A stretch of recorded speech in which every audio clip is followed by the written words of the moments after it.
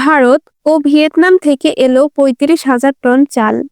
ভারত এবং ভিয়েতনাম থেকে ৩৫,০০০ টন চাল নিয়ে দুইটি জাহাজ চট্টগ্রাম বন্দরে পৌঁছেছে। সোমবার খাদ্য মন্ত্রণালয় থেকে এ তথ্য জানানো হয়েছে।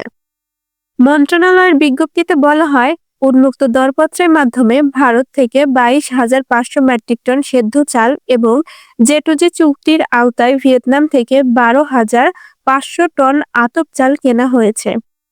ভিয়েতনামের চালের এটি দ্বিতীয় চালান। এর আগে প্রথম চালানে ১৭,৮০০ মেট্রিক টন চাল দেশে পৌঁছেছে। দেশের খাদ্য নিরাপত্তা জোরদার করতে অন্তর্বর্তীকালীন সরকার বিভিন্ন দেশ থেকে চাল আমদানি করছে। কিছুদিন পরপরই বিভিন্ন দেশ থেকে চালের চালানগুলো দেশে এসে পৌঁছাচ্ছে।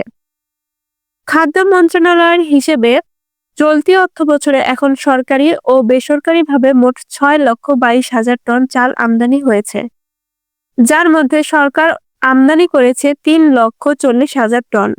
বাকি ২,৮২,০০০ টন বেসরকারি আমদানিকারকরা এনেছে। এর আগে গত শনিবার পাকিস্তান থেকে ২৬,০০০ টন চাল চট্টগ্রাম বন্দরে পৌঁছায়। এ নিয়ে তিন দেশে ৬১,০০০ টন চাল আমদানি হলো।